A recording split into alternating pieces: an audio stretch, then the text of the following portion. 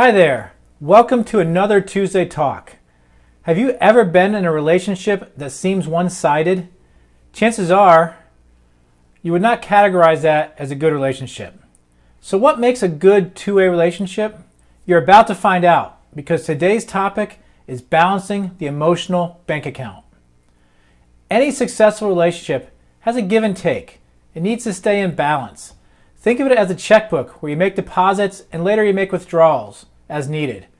I'm going to use that analogy throughout this talk today. First things first, you need to make sure you know what currency you're dealing with. You don't want to be making deposits in Swiss francs when the other person deals in dollars or vice versa. So make sure that you get to know that up front. Get to know what's important to them. Is it committing time to help them out? Is it helping to make connections, etc.? At the same time, you need to let them know what currency you deal in. What is important to you?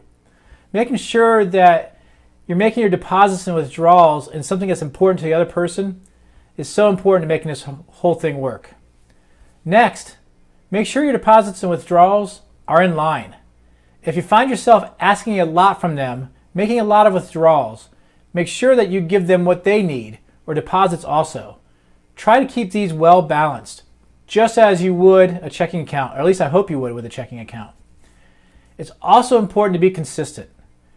Don't just start making deposits when you're about to need to make withdrawals. People are going to see through that. They're going to know you're only helping them, you're only doing things for them because you want something. That's a really bad look for you.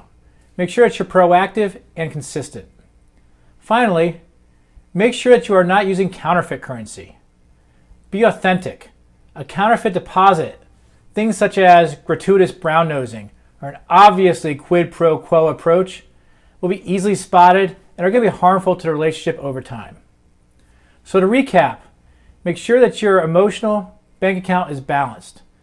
Make sure you know the currencies involved, you match your deposits and withdrawals, you are consistent, and you stay away from counterfeiting. Keeping the emotional bank account balanced will help keep all of your relationships intact and beneficial. Take a look at each of your relationships today. Are you overdrawn? Do you have a huge balance? Take steps now to keep that in line. Now go and make it happen.